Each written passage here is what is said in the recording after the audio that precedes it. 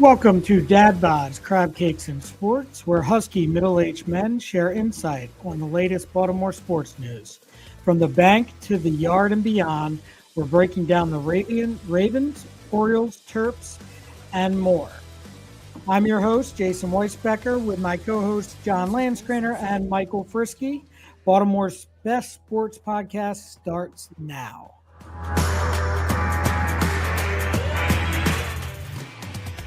Woo! We got new music. Listen to that nonsense. I'm busy dancing. I don't even know what's happening. Holy cow. Yeah, I don't know what to do with my hands. I don't know what to do with my hands. I don't. Well done, John. Well done. Was that a compliment of me by Jason? Yeah, we need to record this one. For the month, so don't expect any more, buddy. Wow. All right.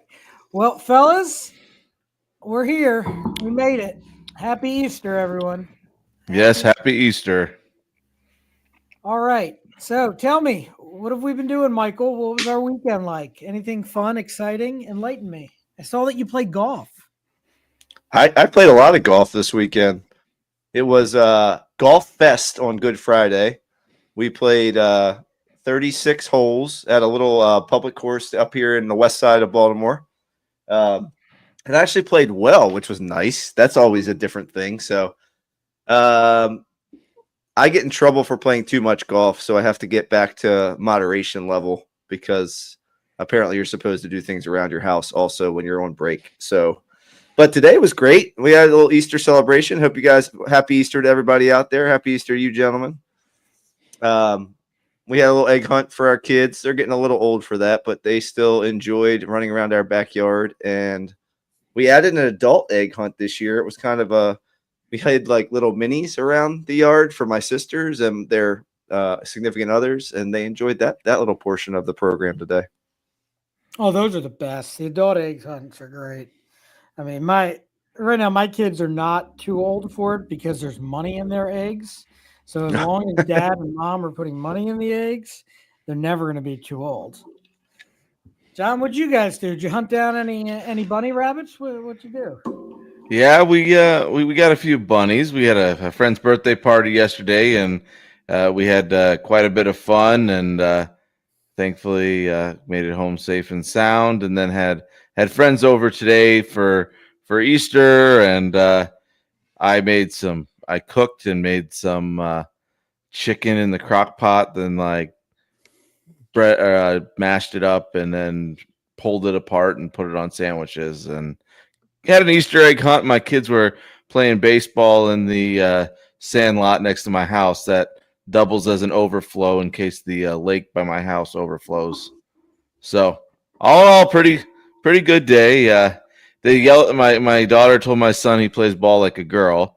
And he said the same thing to her, and she said, "Well, I am a girl, so that's a compliment." Well done. So, no ham on Easter, John? Oh no, I don't like ham. I was gonna do crab legs and things until our the number of people coming over for Easter started to increase, and then I started looking at the cost of it, and I was like, at $15 a pound for 20 people, that's a little bit out of my budget. So, Mr. Sugar Daddy over here putting money in his Easter eggs. I think. What did you guys have for dinner? Snow crab legs. We had snow crab legs, hot dogs, bratwurst. Oh man, that's awesome. See, Julie said, and this year, we put little pieces of paper in our eggs that was like get out of chores free, and it was date night with dad and mom, and she was doing all this sentimental stuff. But I think the dollar bills might have been the way to go. But anyway, Sure. I did come up with a new drink though that is absolutely delicious. It's called a PB&J. I got strawberry Fanta and then peanut butter whiskey and put it all in a glass, and it tastes just like a peanut butter and jelly. The only problem is like your brain is thinking peanut butter and jelly, but there's no like bread. So it's a very like complicated thing going on inside my head and my taste buds. But it tastes good, and thankfully I was the only one who liked it. so I get all the peanut butter whiskey to myself. Fabulous. Look at you. They're going to find you underneath the, right next to all the Easter baskets with chocolate all over your face. Yep. That's not Yeah. wrong. Oh, and my fire pit worked on my back porch. So I turned the propane on, pressed the button, and the thing lighted up the first time. So I must have put the whole thing together right. So that's a big accomplishment for myself. Yeah, so we used to have one of those, and when we lived in Naples, but the problem was after a while of it being outside, it's one of those metal ones where it slides out. The propane tank thing goes underneath of it. Well, those tracks will rust within like weeks because of being outside in Florida. And during the summer, it rains for a good 45 minutes every day nonstop. Yeah, I can understand that. Not it. So we'll just enjoy it till that rust runs out. I had given up soda for Lent, so it was a nice celebration today to finally partake in a bubbly beverage. But I chose some bourbon actually today to mix in, and it was delicious. It was some type of bullet bourbon that I found at the old liquor store, which I think is pretty delicious. Well, it's a good bourbon, yeah, for sure. Can you buy liquor at the grocery store in Maryland yet, or are they still dry? Most grocery stores don't allow you. Some counties, they have like the super kind of mixed grocery store / liquor store with beer and wine, but not most of them. That's unfortunate. Well, we can't buy liquor in the grocery store. We have to go in a separate store if it's owned by a certain grocery store. Yeah, but usually the Publix is right next to the liquor store, so it's just kind of killing two birds with one stone. And shout out here to our friend Greg. Hope you had a happy Easter. Yay. Oh, everybody's chiming in. Thanks for listening, guys. Really appreciate it. All right. Well, I guess we should probably kick this off. Like, what are we talking about tonight? You guys want to talk about WrestleMania? You guys didn't want to talk about WrestleMania? I think of WrestleMania. You guys don't even know what's going on right now. Stone Cold Steve Austin just came out. Holy shenanigans! I think I would rather watch that than watch the Orioles game today. Oh my Lord God Almighty! Greg just asked about that, and what did you guys watch it or listen to it, or did you shut it off after it was like? I was kind of interested to see the pitching in the last couple innings. Oh, it's so bad. Was it 24-2? I think was the final score, and that's oh boy. Well, if we had 3 more touchdowns and a field goal, we would have been close. So, I did this last week. I didn't go crazy over like a blowout or anything, but I'm starting to get a little concerned, fellas. A little nervous because we did get a message from one of our listeners, Dave, and he was asking our thoughts basically on like, are we worried? Like what he basically said, like, what the hell? And yeah, I mean, I'm kind of saying the same thing. What the hell? And the issue being, number one, I am going to make the assumption that I'm pretty sure Charlie Morton's not starting anytime soon again. But they may as well have no choice. But right now, I mean, oh, Mike, I don't know how much longer they can just keep rolling him out there. Charlie Morton is starting to give me a headache. That is what he's doing. I mean, it's literal and figurative. He is giving me a headache every time he goes out there on the mound. And here's the thing, though. If you look at the starting pitching performances, and I know Brandon Young did okay this weekend on Saturday, but less than 5 innings in each of the outings. And what was it, 2 innings today plus maybe? Like, you can't. And Brandon Hyde in his post-game press conference mentioned you're not going to win baseball games like this. He was a frustrated Brandon Hyde. He was a Brandon Hyde that looked like he wasn't the one shopping for the groceries in the offseason, and he had to make dinner. And he was ticked off about it. And the starting pitching has been obviously injury-plagued, number one. But I don't think Elias, and we had talked about this previously, did enough in the offseason really to support missing Corbin Burns. And Morton obviously hasn't been what he was, obviously, even in Atlanta last year. So it's a major concern for the team moving forward. And you could kind of see Hyder just saying, like, how am I supposed to win with this? Was kind of the attitude that I felt like he was demonstrating in the press conference. Yeah, and you're 100% right. I mean, it's one of those things where like we bounce this back and forth about what we thought they did or did not do in the offseason. But I mean, if we're not careful here, and I say we, but if the Orioles aren't careful and Brandon Hyde's not careful, he's not going to make it out of May the way things are going. And then what? Then what's the excuse? And because it's not going to come from the front office. And I think they might have made a mistake here by if you listen to the local radio stations in Baltimore and you listen to some national pundits, they're saying again, same thing I've been saying for a while, is that Elias thinks he's the smartest guy in the room. And there's only going to be a little bit more of this that can go on, John, before that boils over. Oh, absolutely. I mean, I just watched Morton today, and he has nothing working for him. Like, this is three starts in a row, at least, where he has nothing working. He tries to throw the curveball. The curveball's not working for him. The fastball's not working. Like we all know, a major league hitter can hit a straight pitch, a pitch that's regardless of the speed. If it's not moving either laterally or diagonally or up and down, is going to be hit out of the ballpark. And you just see Morton just can't do it. And why he has been given this many opportunities and it's just been awful is beyond me. I saw I think Kyle Gibson, they were saying, is getting ready, that he may be able to come up this week on the I think he pitched today in Aberdeen. Is that what I saw? I think he might have pitched today in Aberdeen. I think he went like 5 or 6 innings, something like that. But Morton, we cannot afford this. The guy's 41 years old. The guy was like playing with Jackson Holliday's dad when Jackson was born. He's over the hill. And that was supposed to be like our offseason acquisition that was going to help our starting pitching. Like, seriously, we can't do anything about injuries, but we can do something about picking up a guy from the nursing home and hoping that he was going to, be our savior. But yesterday, got a decent outing. Didn't get a win or anything, but we at least could keep going in the game yesterday and used up all our runs for the week. Right. So I mean, if you're not going to go out and dominate a game as a pitcher, you just have to keep your team in it.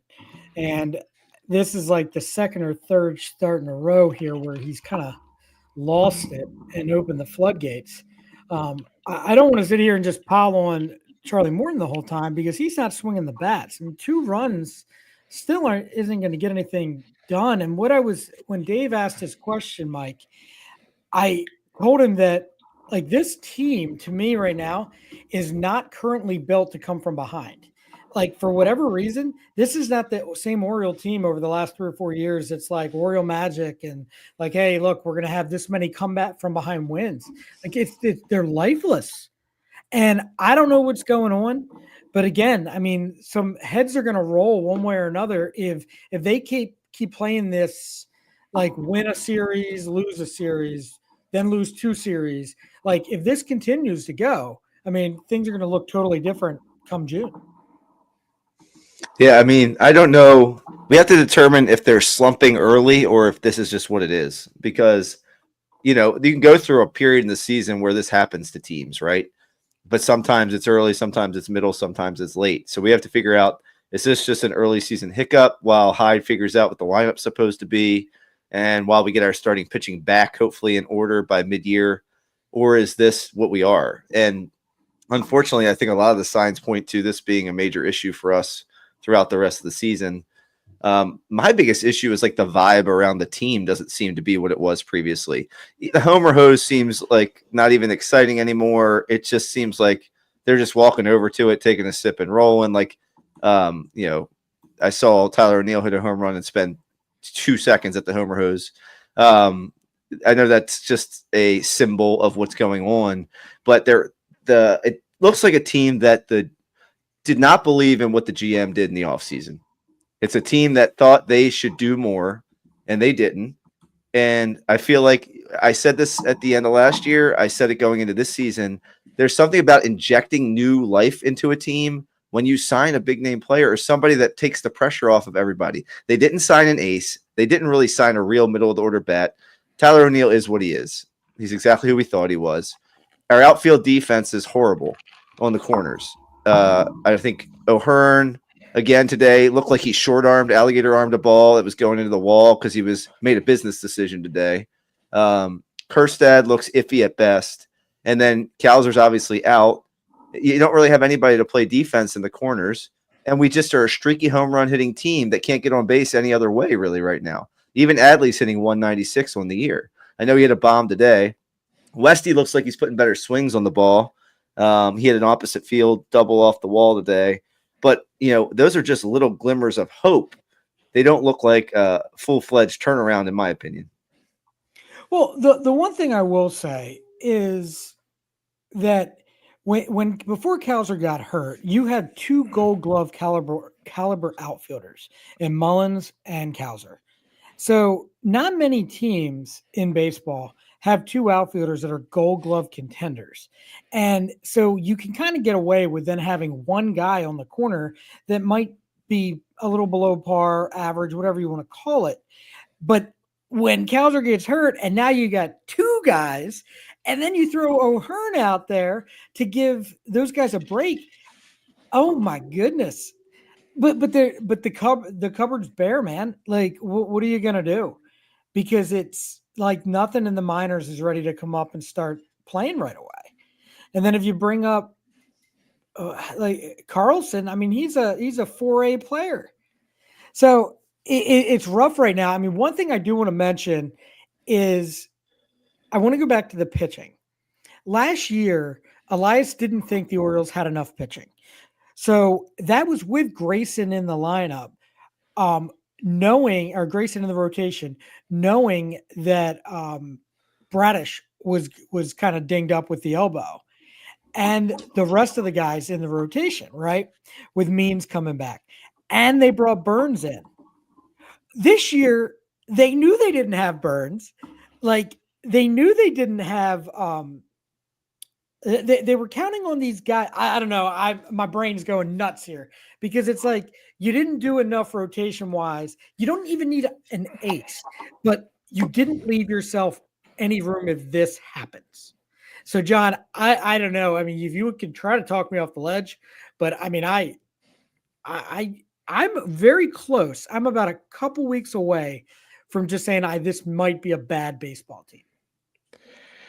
Yeah, I don't know what to say. I mean, it's just we can't get a hit when it counts. We get a good hit, and then De La Cruz makes a Superman play on the opposite side at second base.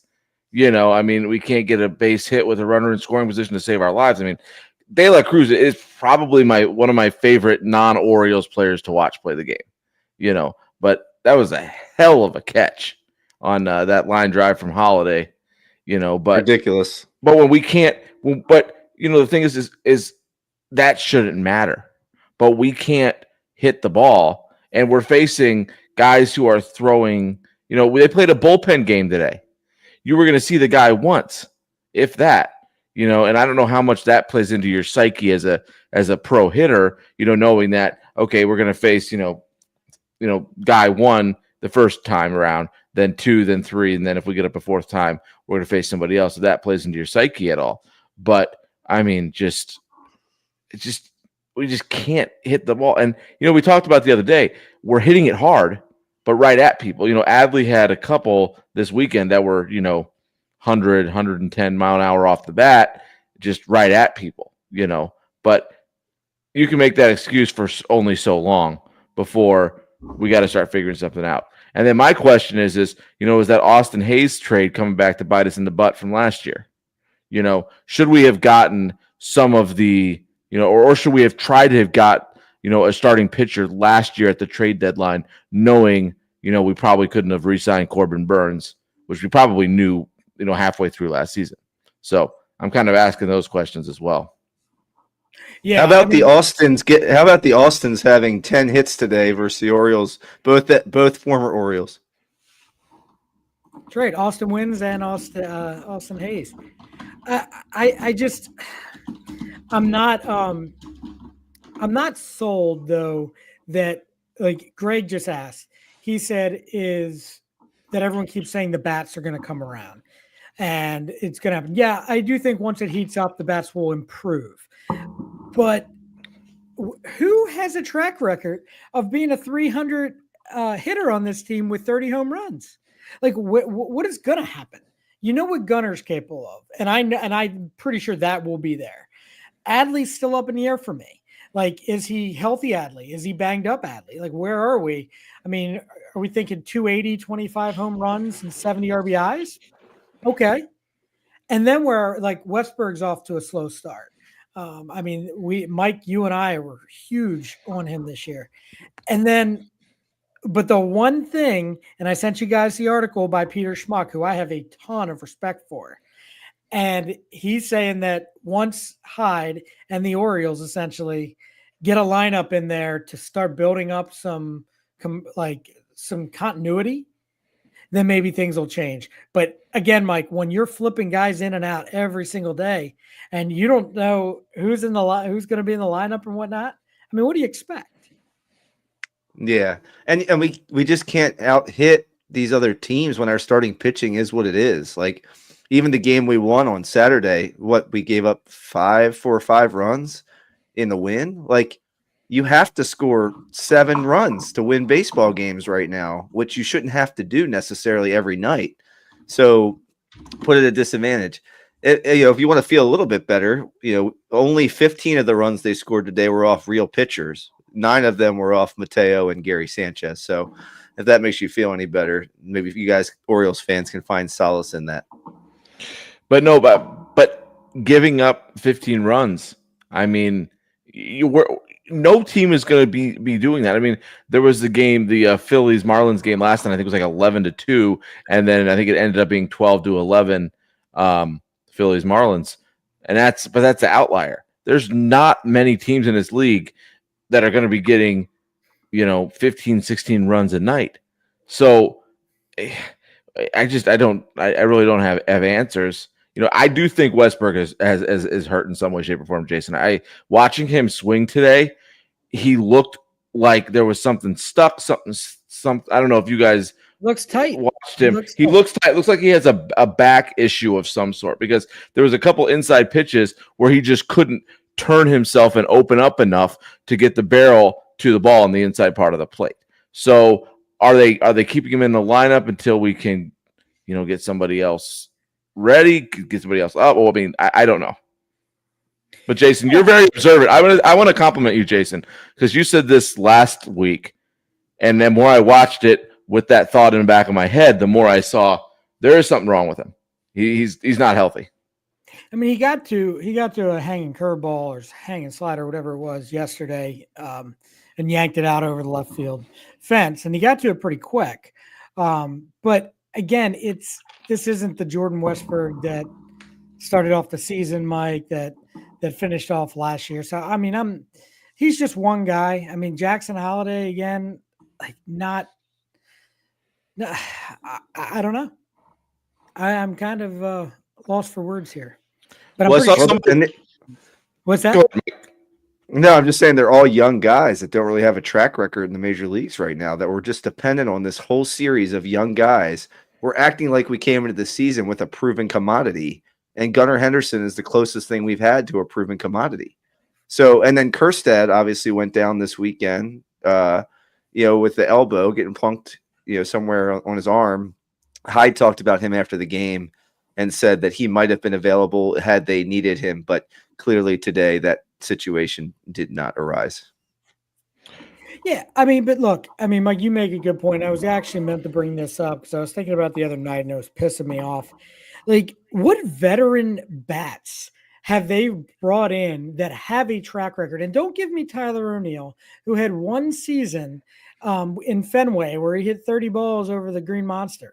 Like, let's honestly tell me, like, why isn't that happening?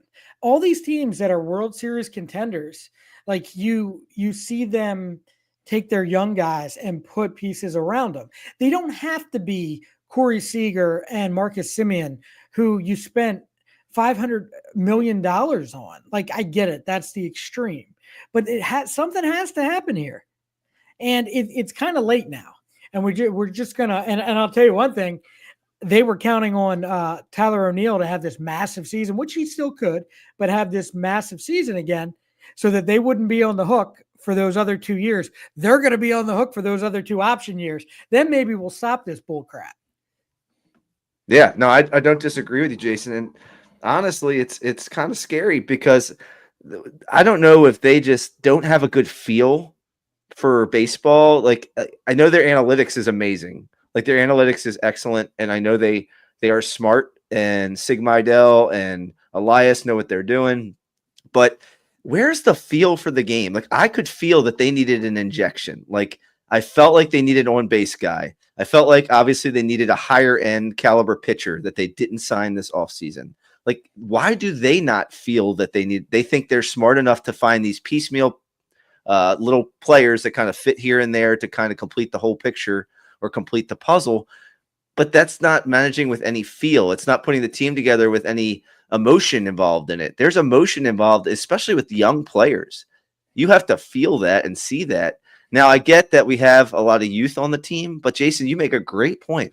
Where's a real veteran presence who's made it deep in the playoffs on this roster? Where is it? I don't see it anywhere. Yeah, and I know those guys aren't like the easiest to come by, but I mean, there's no veteran presence really. I mean,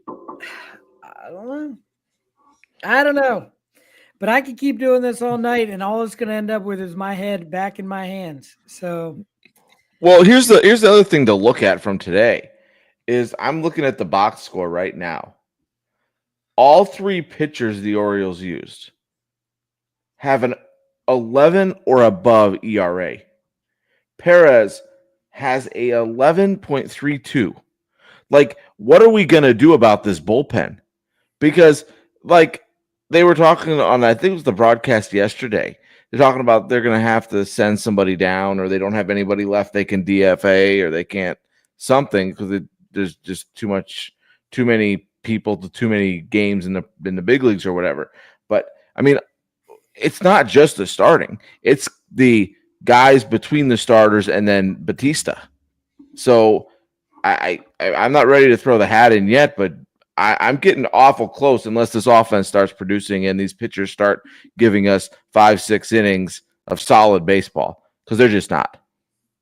yeah, I mean, again, like, kudos to the bullpen so far. I mean, yeah, the CNL Perez is struggling.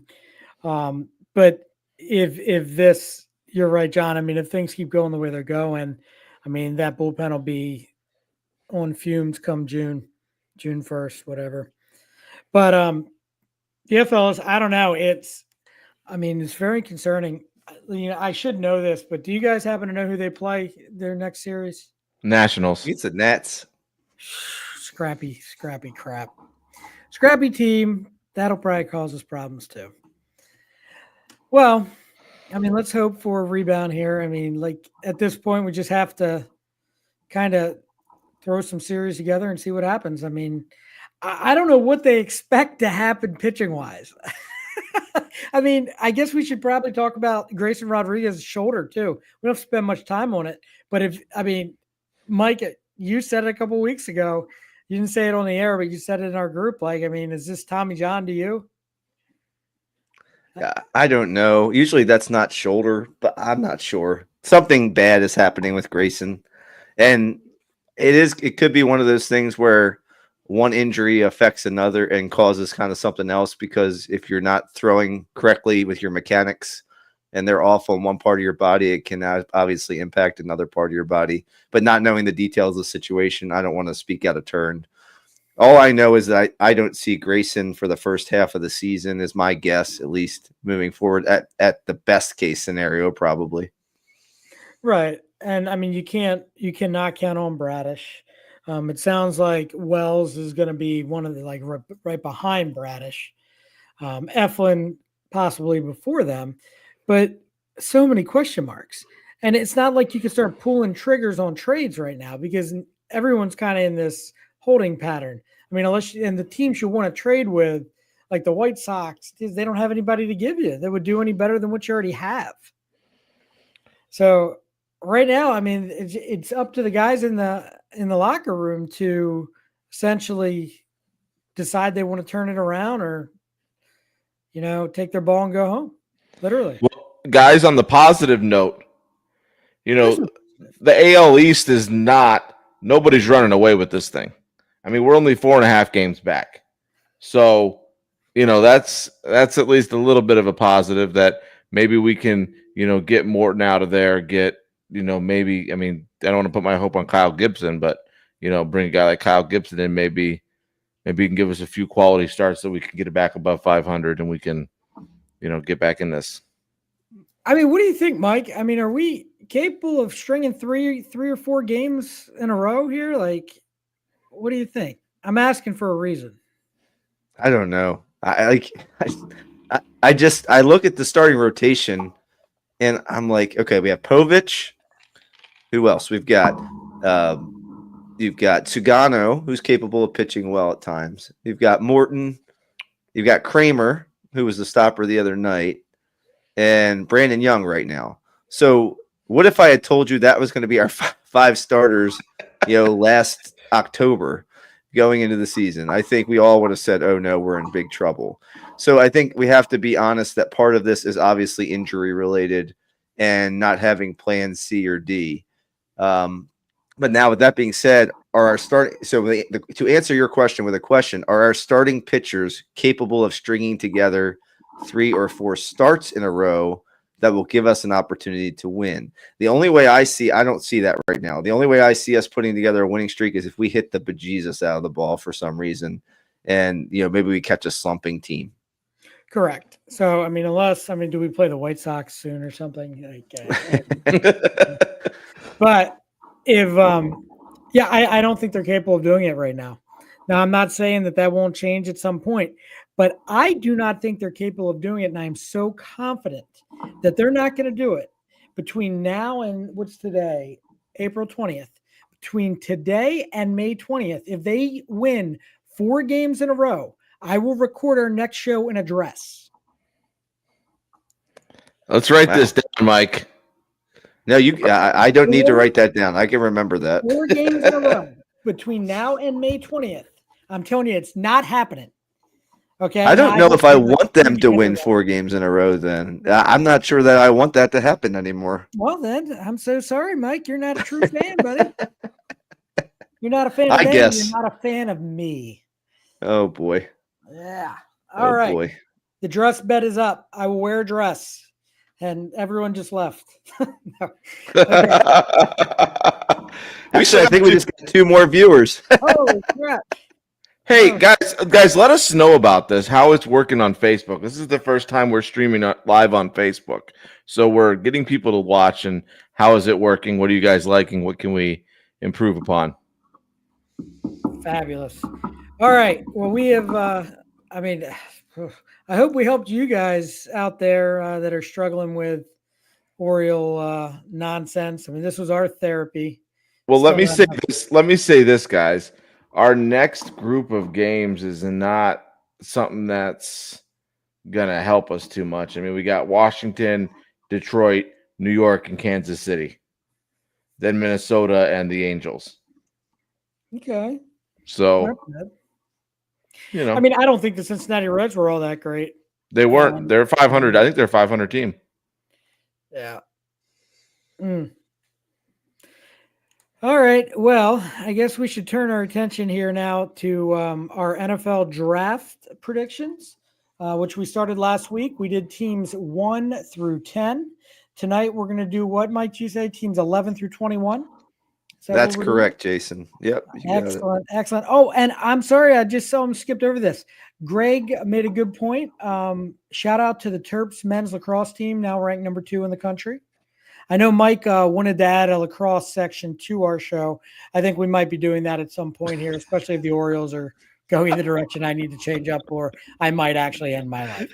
So we have to change things up. But All right.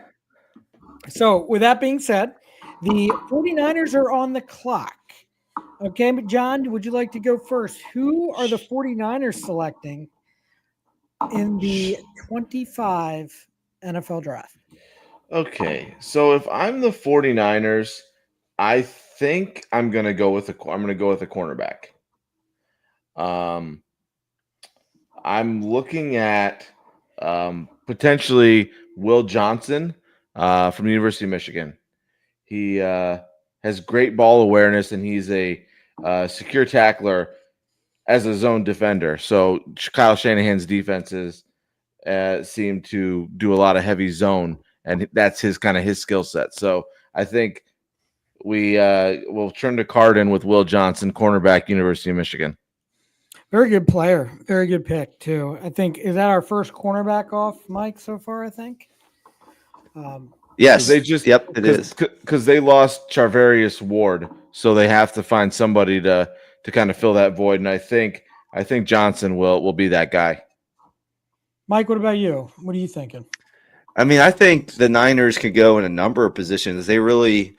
They're going through what it is now to have a quarterback with a contract, I think, with Purdy. So they have a lot of turnover where they could go either line probably and be safe. I think corner, John, I think that's a good pick there. Will Johnson is probably a pretty safe pick. He has a pretty good track record with Michigan, though his production wasn't quite as good in his last year or so. I think his track record over the course of his career at Michigan speaks for itself.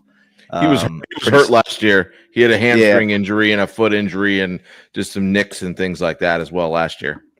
But a pretty sticky corner in general. But I think a couple guys, I'm going to give a couple guys that they might take. I think Harmon, the defensive tackle, if they want to go defensive tackle, maybe Harmon or Grant, one of those guys, if they really like a D tackle there, I could see that being a Niners kind of pick. I could also see Jalen Walker being a pick here where he could kind of fill that Dre Greenlaw role where he's kind of an off-ball linebacker but could also rush the passer a little bit. I see that as a really nice weapon maybe there in San Francisco. So I agree with all of that so far. I mean, the one thing, though, that I keep coming back to is that Purdy keeps getting nicked up for them. And, I mean, they're going to go as he goes. They are without Debo, and now they're probably going to start the year without the other wide receiver, Aiken. Is it Aiken? Is that what it is? Mm-hmm. So, to me, they're going to protect the quarterback. So I'm going O-line, and I'm actually going – who did I write down here? I'm going it could be a couple guys depending on who falls, but I'm going to say the way I have it now, Kelvin Banks from Texas, that they're going to put him up there, and that'll be a good start for them. But the 49ers are always one of those teams that have the ability to move up and down and do different things, and they always seem to surprise me. So I think they go line because I think protecting Purdy is their number one priority. So the next pick it's a pretty good idea. You know what I'm saying? No, it only took us 38 minutes before you did the first thing. Well, the one thing I'd say offensive line wise, they do have their tackles pretty much in place. But that pick there would be a good one, Jason. I mean, they got to shore up their interior offensive line as well. I did see a couple mock drafts where they traded up to try to get a tackle or get an offensive lineman. I saw them trying to trade up with the Panthers in several mock drafts, trying to see if they could get somebody like Membao or somebody. The Panthers are a logical trade partner because they could go a number of different directions too. So them trading back makes a lot of sense, honestly. Yeah, sure. I think so as well. Yeah, and like the quarterback carousel that's going to happen. I mean, I think there's 3, maybe 4 quarterbacks that can go. So that could change the landscape of things as well. So who knows right now? But the next pick, the number 12 pick, is the Cowboys, Mike. And you are on the clock for the Dallas Cowboys. Who are you taking? So again, they're a team that could go a number of different directions. I kind of miss the old Cowboys that used to go crazy and do all kinds of weird and wild stuff. But the last few years, they've really gone textbook and kind of taken some safe and pretty good picks. But I wouldn't be surprised if they go a weapon for their offense, if they go running back or wide receiver. I think it's a little early for Omarion Hampton, but I really think that he's somebody that might fit their mold. I wouldn't be surprised if they even trade up, maybe with, let's say, I don't know, New Orleans or the Jets, and try to hop up and get Genty if for some reason the Raiders don't take him. I could see them doing that. I think the Saints could move back and still get a quarterback probably and maybe trade back with Dallas. I think that makes some sense for them too. But if they're staying put here, if it's not a reach for Hampton, I think they go wide receiver, and I think they go Matthew Golden out of Texas.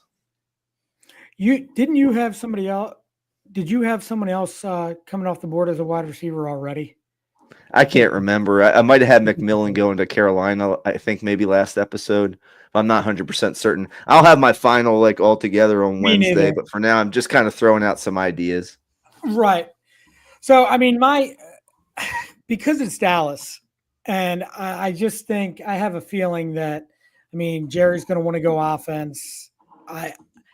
I still think it's early for this wide receiver class, but I'm going to go McMillan to Dallas. I just think he gives them that receiver that they need on the other side. It's just, I don't know. I don't know what I would do if I was Dallas. They could take a running back. I think it's still early. A trade back would make a lot of sense. But if they're staying put, I'm going with McMillan. What about you, John? I think that's a very good opinion that they'll go with a wide receiver. In my draft, I had McMillan going, I believe, 6 to the Raiders. So he's off the board for me. But I think, I've seen they could be looking at an interior offensive lineman like Tyler Booker from Alabama. They could be looking at a wide receiver, like you said. The guy that would be left in my draft would be Golden, Matthew Golden from Texas. So, I think maybe like a Matthew Golden from Texas if they don't go with an interior offensive lineman. Well, Zach Martin retired, right? So they need to replace interior offensive line. So that pick makes some sense as well, John. Yeah. So you just don't know what Jerry's going to do because he's running his own fantasy football team down there in Dallas. For sure. So that leaves us with the next pick, number 13, are the Dolphins. And the Dolphins need a lot of help in certain areas, but they're one of those teams that are very frustrating because they do just enough to either just squeak into the playoffs or they barely make it. So what's going to put them over the hump, John? You're on the clock for the Dolphins. I think the Dolphins are going to take a tackle. I think I'm seeing multiple names in these mock drafts, guys like Ursary out of Minnesota. I don't even want to try to pronounce his first name. Ursary out of Minnesota. Banks out of Texas. That's the one I've seen probably in 3 or 4 mock drafts is Banks out of Texas to them. I've also seen them going with a tight end, going with a skilled position player on the offensive side of the football, giving Tagovailoa a couple more options. But I think that they need to get offensive line help. So I really think that they're gonna go with an offensive lineman, and we'll go with Kelvin Banks Jr. out of University of Texas. Okay, and Mike, what do you think? I think offensive line makes a lot of sense. Just getting some toughness. They have a lot of skill position players in Miami. They have a lot of speed, but I think last year they realized they were just not solid enough in the trenches to make that speed work. So you have Tyreek Hill running around down there and Jalen Waddle, but who's going to block for those guys, downfield? Even H.A. in the running back, you just don't have enough blockers. So to me, like Banks or a Tyler Booker makes sense maybe in this spot for them. The locked on Miami guy, I heard him make a pick the other day, and I heard him talking a little bit about secondary. They have Jalen Ramsey and not too much else down there. So they talked about maybe Jade Barron going there, or maybe if Will Johnson slides, he could end up in Miami as well.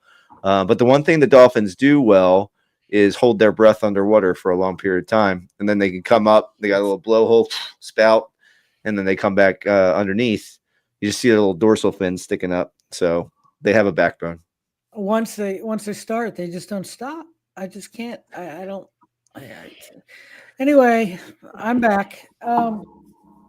Yeah, that's actually who I had them taking, Mike. The when you started talking about secondary, I was thinking either D line help or cornerback, and I am gonna have Will Johnson slide to them, and that's who I'm going with for them, because I don't know if you've listened to the rumors, they're trying potentially trade Jalen Ramsey.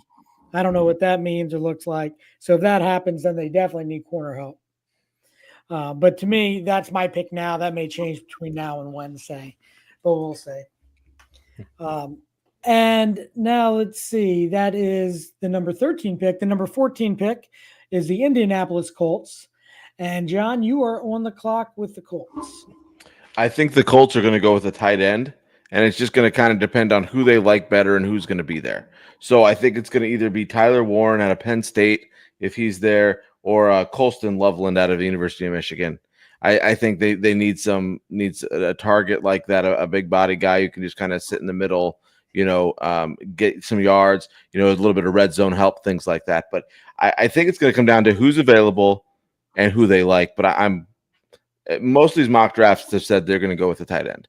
So I'm going to go with the research that I've done and go with the tight end. And we'll just go with Colston Loveland from University of Michigan. Yeah, that's a good pick. That's who I have them taking as well, ironically enough. John, we're on the same page. Who knew? Holy mackerel. Jason, I get a compliment from you tonight, and we both think the same. What's wrong with us today?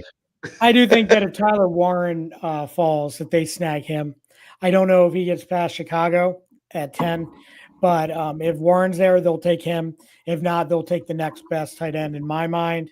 Although I think they need a lot more than just one tight end. So, what do you have them doing? It always worries me when everybody says they're going to pick a particular player like a tight end. I've heard that quite a bit from them.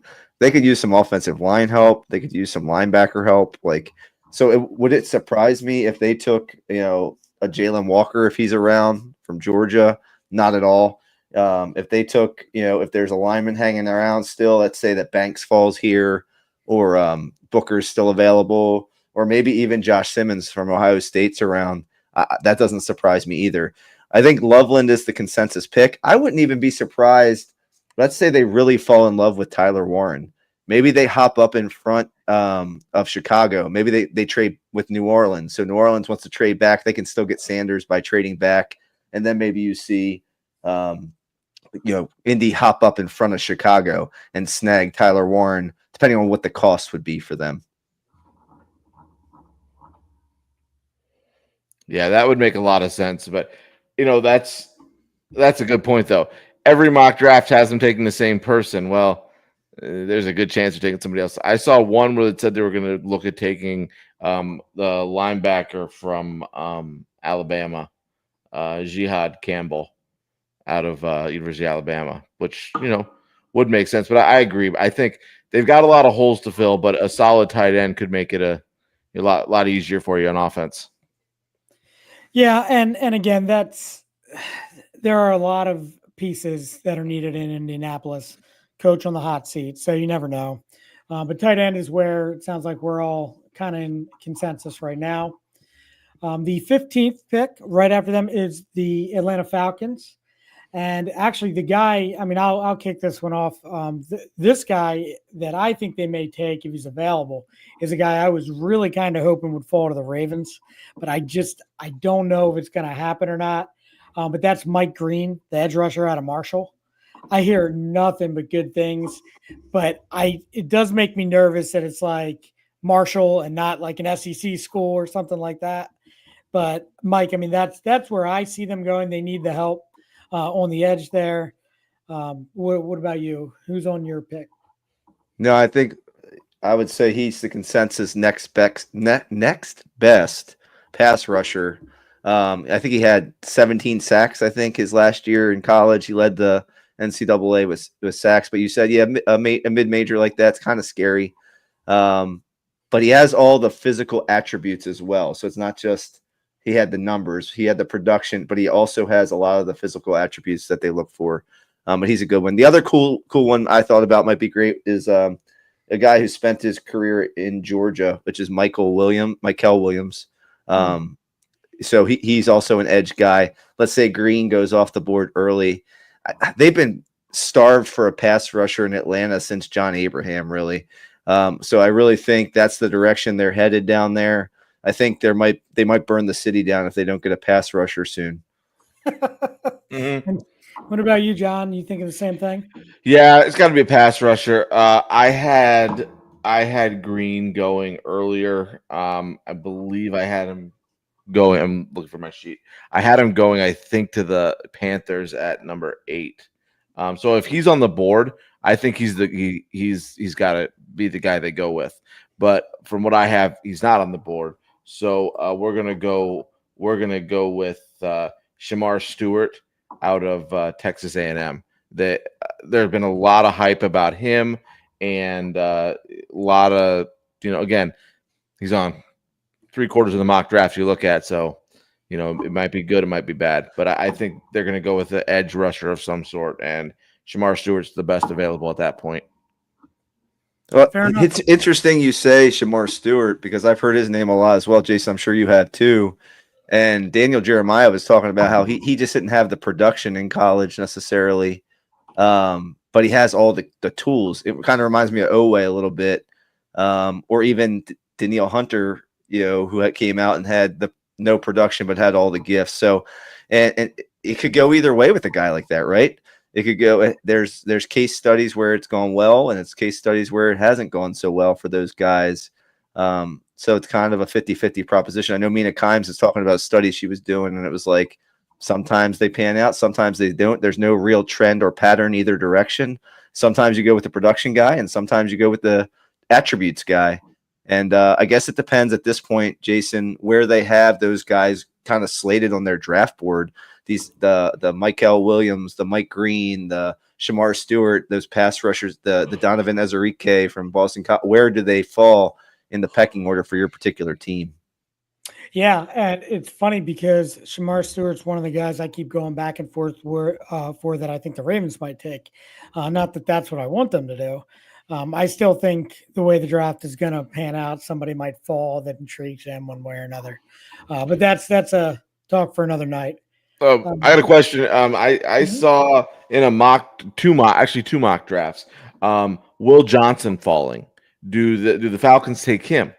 Because there was a couple mock drafts where the Falcons were taking Will Johnson simply because he fell and he was probably the best available player on the board. But again, the city wants an edge rusher. Right. I mean, so two things. I mean, if you're not going to go out and get an edge rusher, you better have really good cornerbacks. And if you're not going to get really good cornerbacks, then you better have somebody to get to the quarterback quicker. So they kind of work hand in hand, Right. And I mean, they already have one really good corner in Atlanta. I mean, by adding another one, that could really help them out, make them even more solid, Right. But I do. I mean, I'm stuck on edge for them. But again, things can change. And then the next pick, the 16th pick, is the Arizona Cardinals, who are also in need of edge help, Michael. Yeah, I have Stewart going here to Arizona. Again, I think it just depends on where the edge rush pecking order falls for Arizona particularly. But there's so many guys that could go in this area that are pass rushers. If it's not Stewart, maybe it's Green or Williams here. But I think that they need to get after the quarterback a little bit, and this is the way to do it in the draft. John, what about you? That's the same thing. I think it's just going to matter of what edge rusher falls to them, whether it's Walker, whether it's Stewart, whether it's Green. I did see one of the mock drafts had an interior lineman, Harmon from Oregon, but it's going to be a defensive front help in some way, shape, or form. So I don't even remember who's still who's still on my board and who's off my board. But I think it's going to be an edge rusher of some sort, Green or Stewart or Jalen Walker out of Georgia. I understand. Yeah, I mean, for me, I think that they do go edge as well, and I think with the way that my board is shaping up, that I'm going to go with them taking Mikael Williams out of Georgia. Again, another guy that I wish would somehow fall down to number 27, but it's not going to happen. But that's who I have them taking. I also like, for me too, John. It was between that him and Derek Harmon were the two that I thought that they could go either way. Harmon is an absolute game wrecker. That's a guy I would love the Ravens to look into if he's there again. All depends on how the board develops and whatnot. Well, it could also go with a guy like a Kenneth Grant out of University of Michigan, 6'4", 331, with the scouting report on him is he's explosive and powerful and can beat you with a bum rush and with a finesse type moves. So that could, we talked about this last week about defensive tackles and things for the Ravens. A defensive tackle can, help make up for a lack of help on the edge as well. So, just could depend, but I think it's going to be one of the front four. Yeah, and John, if you look at this section of the board, particularly, I think Atlanta, I think Arizona, and then Cincinnati's next. I think it's defense, defense, defense. So any way that falls, it's also an opportunity maybe to trade back for one of those teams if they have a specific player that they like, and three of those guys are there. There's just opportunity there to move if they want to. You just have to find a partner who wants to move up. But, that's where just kind of the game of who likes who the best kind of plays a role in how the draft unfolds. Right. And for me, it's funny here because with the Bengals picking next, I actually have, like, with the Cardinals and the Bengals, whoever that one team doesn't take, the other team's going to take that player. So for me, it's the Cardinals taking Mikael Williams, and then right after that, Derek Harmon going to the Bengals. And I think they would run up there as fast as they could to make that pick, John. Oh, John died again. John, you're muted. Yep, there you go. Is he back? No, he's not. No, he's back. not. Mike, what do you think? So I think Derek Harmon's a great pick. The Bengals just need to take the best defensive player available at that particular moment in time, because their defense was so horrible last year, whether it's interior D-line, whether it's rush end or corner, or maybe it's a versatile line. To me, I was thinking, how good would they play against Lamar Jackson twice a year. Find me a versatile defensive player, somebody who can rush the passer and maybe move sideline to sideline in the middle. So I was thinking a guy like Jalen Walker, or potentially even a guy like Jihad Campbell, like one of those kind of players that could really solidify your defense. But yeah, if they took Derek Harmon, I'd have no issue with that. Or if they're one of those edge rushers fell to them, I think they would go that direction too. I think they're just looking the best defensive player that's left on the board at that point. Yeah, and there you are, John. Go ahead there, buddy. Yeah, that's what I think they're going to go with Derek Harmon. I think they just need a D line, and eventually, at this kind of 12 through 18 picks, it's just kind of whoever falls to you. It's who doesn't the guy in front of you take, and it's kind of like how the Ravens ended up with Hamilton. But I think it's going to be Harmon, it's going to be Stewart, it's going to be Green, it's going to be whichever one of those guys is still on their board, and then out of all of them, who's ranked highest, and then they'll go that route. Absolutely. And so the next pick here is the Seattle Seahawks, and they just spent a lot of money to go out and get a quarterback, Mike. And I think they need line help, offensive line help to protect that gentleman. What are you thinking? Yeah, I could see that. I could see if Booker falls here, that makes a lot of sense. Or if he's not the guy, if Simmons from Ohio State's there, I think offensive line makes a ton of sense here to protect that quarterback. But I could also seeing with Mike McDonald being a defensive coach, if there's a stud defender that falls here, like I have trouble thinking he would pass like the way that Kyle Hamilton fell to the Ravens a couple years ago. Let's say that he's in love with Malachi Starks, or he's in love with maybe one of these defensive ends or Harmon that drops to this position. I could see them easily pivoting and going there because I think it's a pretty deep offensive line draft. And maybe they think they could pick that up a little later on versus the player that they get in this position and the caliber of talent they pick here. They maybe go that the best defensive player in this spot. John, what are you thinking? Well, on my board, wide receivers are gone. Your top tier wide receivers are already gone. But I think if there's a top tier wide receiver available, I really think that they need to replace DK in some way, shape, or form. So I think, if a guy like Golden or McMillan are still available at that point, I think they may do that. I think Emmanuel Mbuka out of Ohio State is a little bit of a stretch at this point. But you know what? If Seattle feels like he could be a replacement for Metcalf or at least, a 50 to 75% replacement, they may stretch. But, I think offensive line help or the best defensive player available is going to be kind of where they have to go. Yeah, I'm really I can see how they could go either way there, especially with a defensive minded coach. I actually think one of the my pick, I don't know how popular of a pick it is, but looking at like what offensive linemen are left and where they're picking, I mean, yeah, Booker, for some reason, Booker keeps getting pushed down the board. The other guy that I have in mind, like he's definitely a possibility for them. But the other guy is a Gray Zabel from North Dakota State. I see him just being a really good fit for them. But again, if any other offensive linemen fall, they could trade up, they could jump at one. Who knows?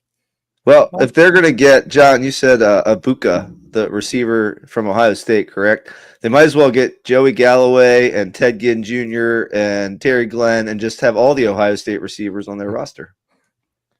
Yeah, that would work. With Jackson Smith and Najigba, they'll have the whole Ohio State receiving corps for forever.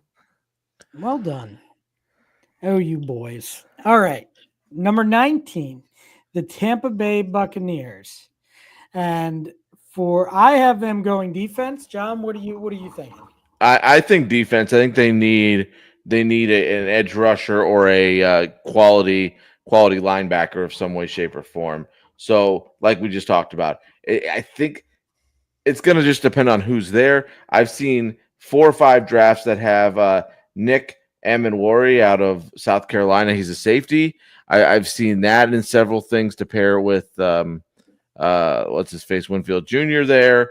But I seriously think they're going to have to go with a defensive player and probably a linebacker, Jihad Campbell if he's still on the board, or somebody like that. Yeah, I think Jihad Campbell, I mean, he is the number 1 overall linebacker, but he also has a lot of medical flags on him. So he might get pushed down even farther. That, ironically enough, is who I think they're going to take. But, again, a risky pick with those flags, Mike. Yeah, if they don't go that direction, I think maybe cornerback is a way they go. So maybe – another corner to pair up, and that would be Jahdae Barron from Texas. I think he would be an interesting pick there just to kind of supplement the secondary for Tampa. We know they're explosive offensively with Mike Evans, and you have Baker Mayfield playing really well, and Godwin's back, I believe, for another year. So just to build on the defensive side of the ball, to me, makes a lot of sense at this pick. But guys, linebacker makes sense as well. Rush end would make sense there as well. But I think they go defense no matter what. Okay, and the next pick here, the 20th pick, are the Denver Broncos. And I actually think that we're all three going to have the same guy. But I could be wrong. Sean Payton, to me, likes to muddy the waters, so I think they end up taking a running back. What about you, John? What do you think? Yes, 100%.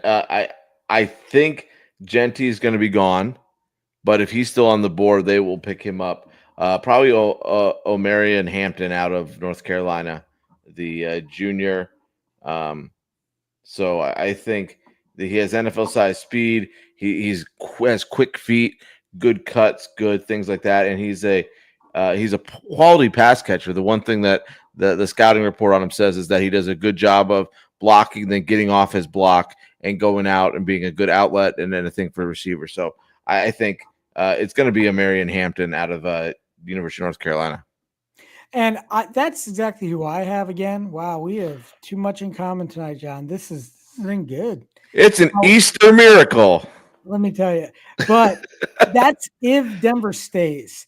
There is a chance, like I could see Denver, if they think Hampton is going to move quicker and they really want him, they'll move up. Or if he's already gone, they move out. What are you thinking, Mike? No, I don't disagree with that. I think Hampton may or may not be there at that point. I think you have a couple running back hungry teams with Dallas, potentially Las Vegas. I think they could go running back. Last week, but I called I know. You called them LA. No, I called them Oakland. Those Raiders, wherever they're from, I think they might want a running back. Chicago Bears could go running back. So you have some potential to go running back up and down there. But if he is available, Hampton to me is the pick. He makes a lot of sense there. If they don't go running back, maybe wide receiver. If one of those guys slips down, maybe a running back goes early, so that pops a wide receiver back a little bit in the draft.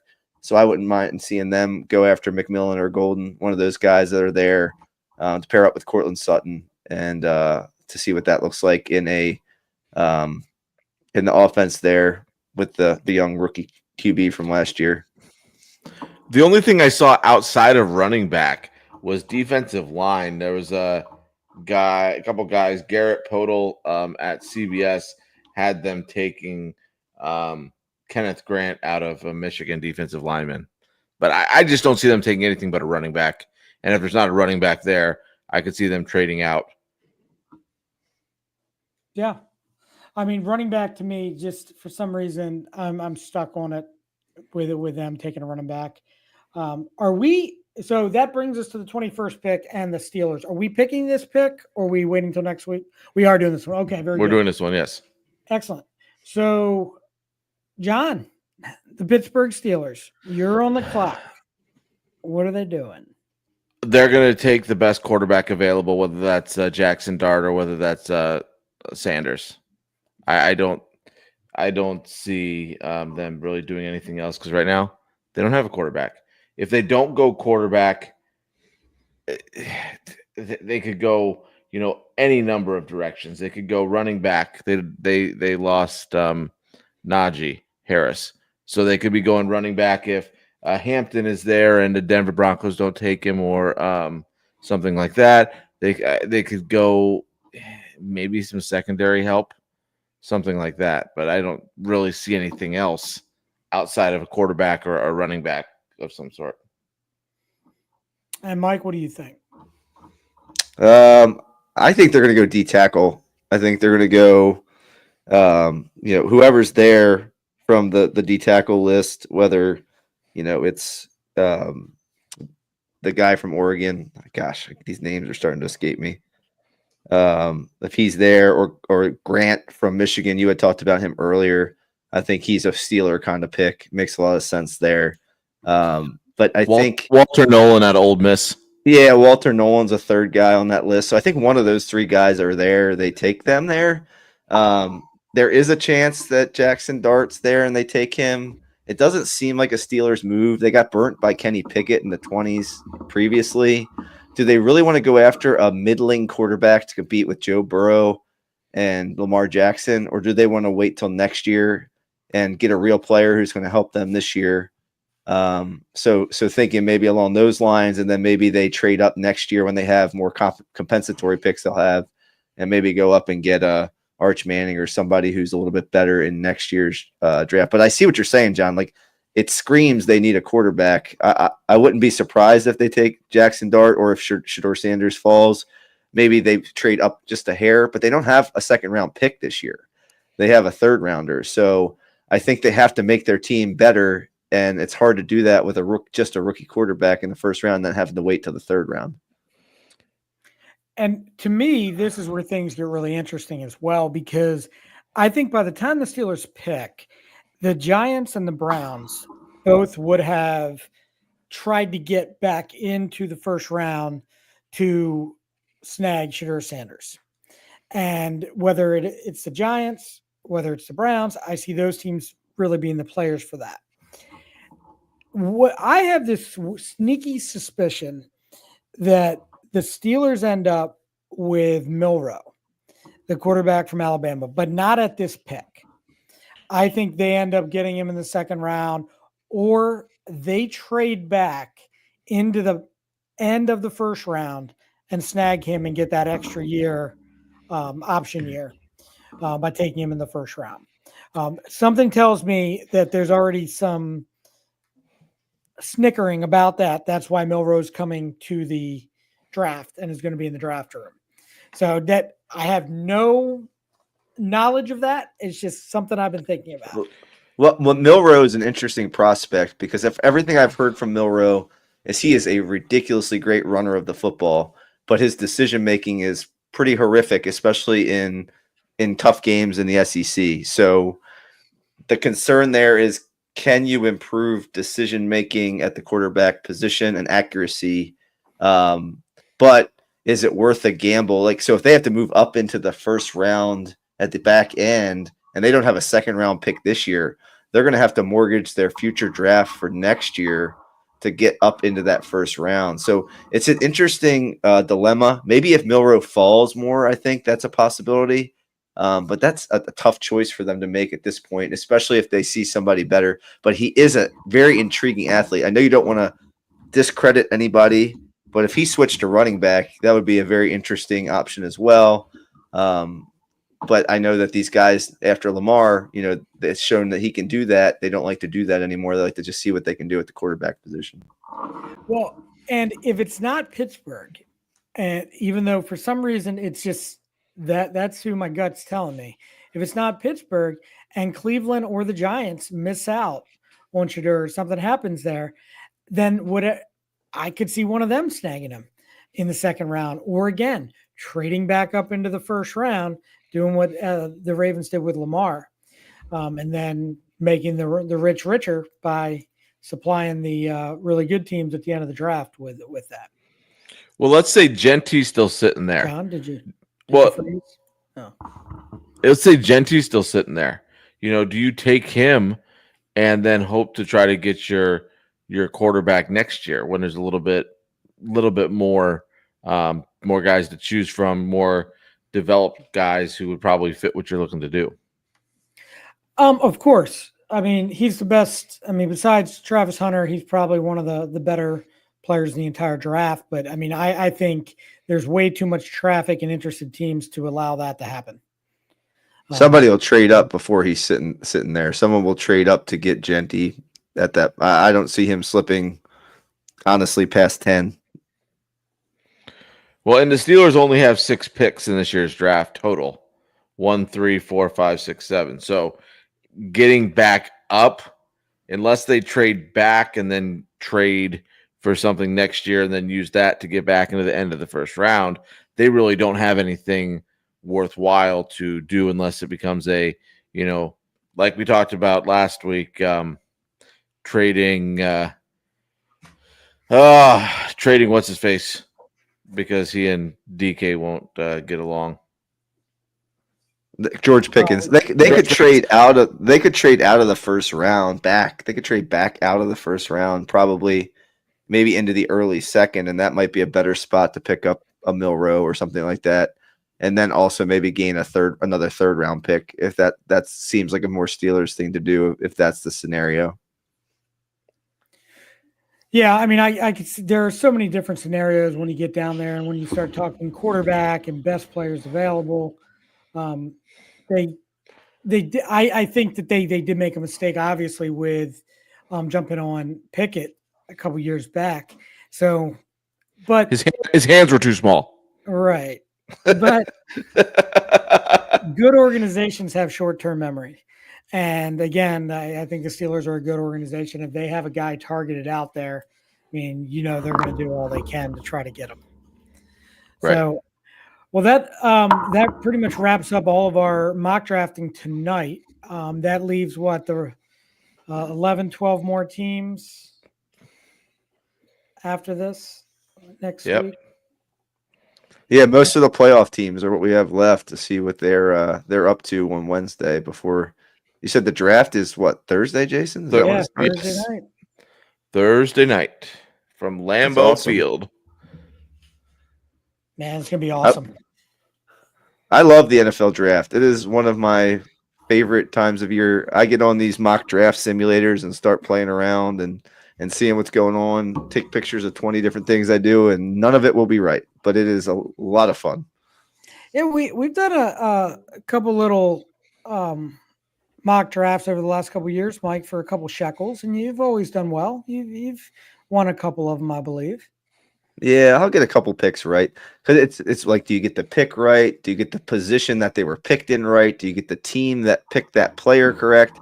I think a lot of times it's easier to pinpoint a player team match than it is to actually get the actual spot of the pick correct, because of just the maneuvering that happens once the draft begins. But it's definitely fun to try to do and prognosticate and pick. But it's really exciting to see these young guys just with the true smile on their face to watch their dream be realized when their name's called and they go up on stage and they get to have that first round pick jersey held up by Roger Goodell. So I think it's a cool thing. And obviously the NFL has done everything they possibly can to extend that for as long as it possibly can, for as number of days as they can, and to take and make the most money they possibly can out of the whole scenario.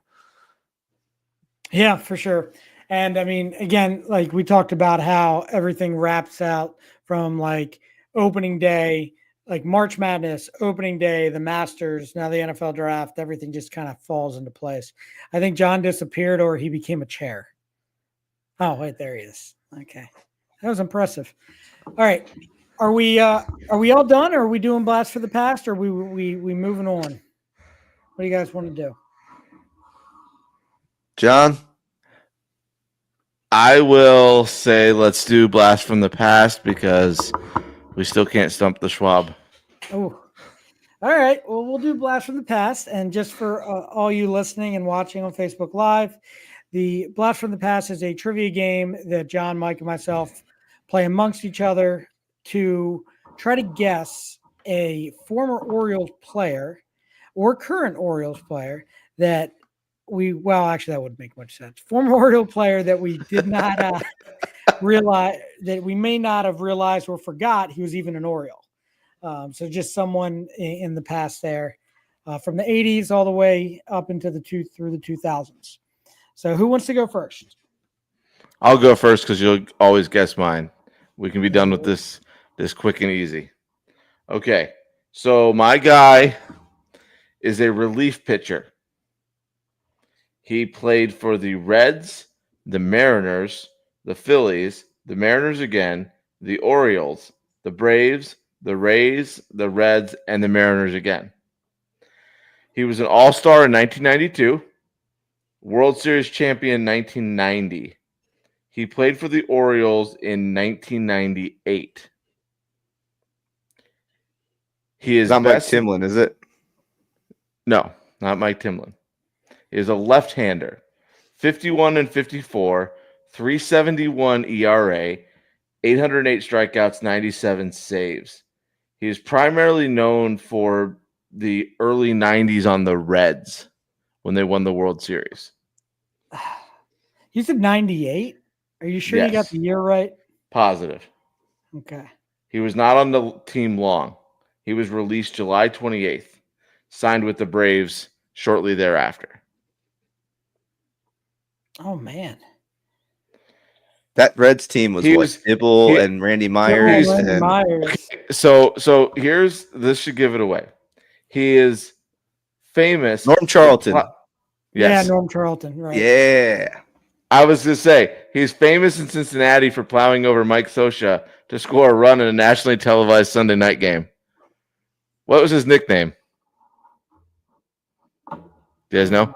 I can't. Storm and remember. Norman. I don't know. No, that was Schwarzkopf. I know. It nicknamed the Sheriff.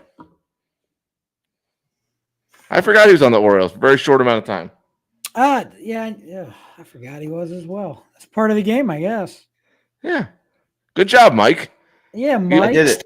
Stumped the Schwab, and it picked you up. He'd have got it. All right, Mike, you want to go? Yes. Sure. My former Oriole was born in 1980. That's good, right? You got it, Jason?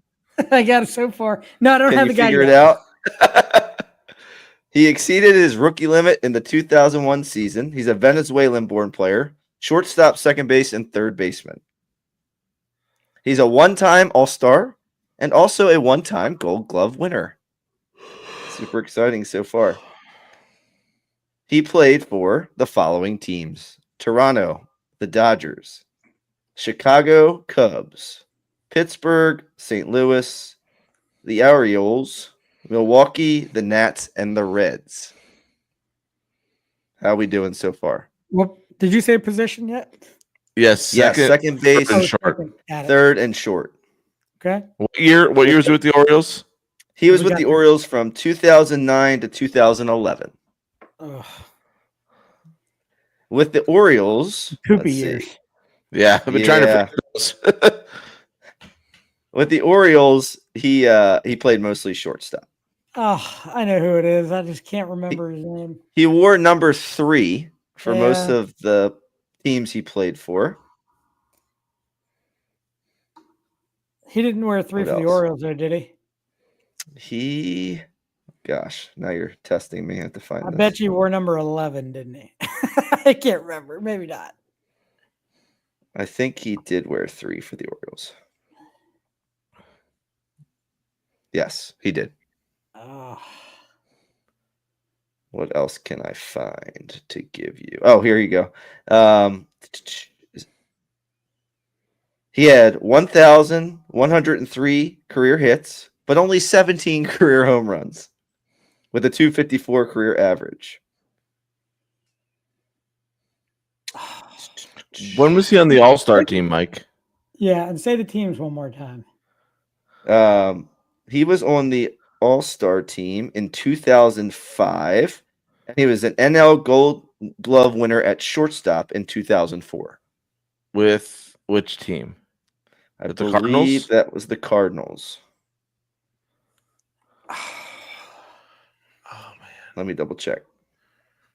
Oh, No, it was the Dodgers. the Dodgers. Cesar Asturis. That is him, Oh, Mr. my God. Izturis. The poopy years. I hate the poopy years.